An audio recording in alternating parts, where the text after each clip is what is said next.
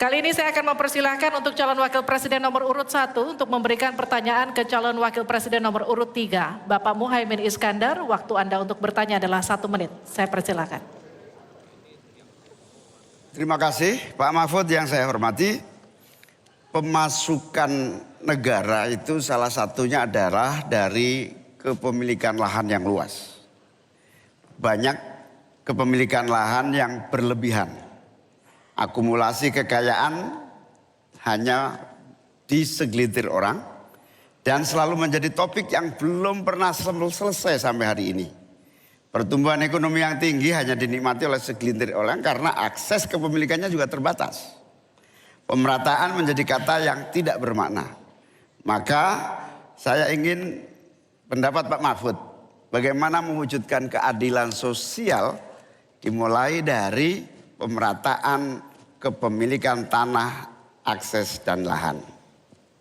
Karena kalau sampai hari ini begitu, maka tidak akan pernah ada kemampuan rakyat untuk mengakses modal ekonomi. Terima kasih. Baik, silakan Pak Mahfud untuk menjawab. Waktu Anda untuk menjawab 2 menit, kami persilakan Bapak. Caimin, itu diskusi sudah lama.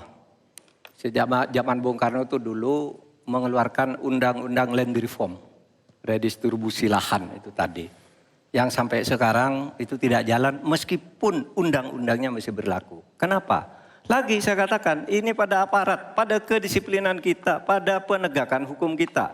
Itu masalahnya sebenarnya. Coba sekarang ini kalau data yang pernah saya dengar dari Pak Prabowo beberapa tahun lalu, 1% penduduk menguasai 75% lahan.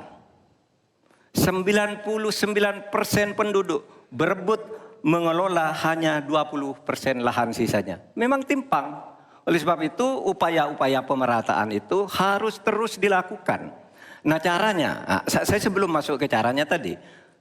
Caranya tentu kita lihat fakta yang ada di lapangan. Betapa sekarang ini banyak lahan itu diperoleh secara kolusi yang tidak jelas. Saya pernah dikritik, Pak kenapa ini pemerintah ini sekarang kok lahannya tidak jelas. Diserahkan ke orang semua, rakyat tidak kebagian. Saya tanya, mana daftar lahan? Saya minta ke Kementerian Pertanian. Oh ini dibuat tahun sekian, ini tahun sekian, ini tahun sekian, tahun sekian. Saya tahu di mana masalahnya dan siapa yang membuat ini. Ini yang harus ditertibkan. Apalagi sekarang lahan-lahan ini tiba-tiba diduduki orang. Diduduki orang sampai puluhan tahun, negara diam aja. Bahkan mau diberi ampun, kemarin itu diberi pengampunan pajak. Saya bilang ini harus pidana, masuk. Itu dia menguasai tanah 22 tahun tidak bayar pajak lalu diberi ampun asal mulai baik-baik kembalikan seandainya pajak. Tidak bisa, saya bilang. Nah sekarang dia ini sudah masuk pidana dan sudah inkrah. Nah itu saya kira jalan yang keluarnya itu kedisiplinan kita menegakkan aturan. Itu saja saya kira jawaban yang menurut saya simpel dan tepat. Selesai. Baik, silakan Pak Muhaimin untuk memberikan tanggapan dari jawaban Pak Mahfud tadi. Terima kasih. Yang disampaikan Pak Mahfud kurang satu hal saja, yaitu harus ada political will, kemauan politik yang sungguh-sungguh, sekaligus memanfaatkan instrumen hukum yang memadai. Saya ingat debat Pilpres 5 tahun yang lalu, ada komitmen untuk membagi lahan dengan menggunakan land reform dengan istilah, menurut waktu itu kita istilahkan dengan distribusi kepemilikan lahan. Sehingga yang ingin saya tegaskan dari jawaban Pak Mahfud tadi adalah instrumen hukum harus dipakai secara optimal, diikuti dengan kemauan dan kesungguhan politik, bukan hanya retorika politik. Oleh karena itu agar tanah-tanah yang dikuasai oleh segelintir orang terdistribusi dan rakyat ikut menikmati, terutama untuk lahan-lahan pertanian yang lebih produktif. Terima kasih. Silakan langsung ditanggapi Pak Mahfud, waktu Anda. Ya, memang begitu kan dari program yang kami lakukan, kita akan melakukan redistribusi tanah.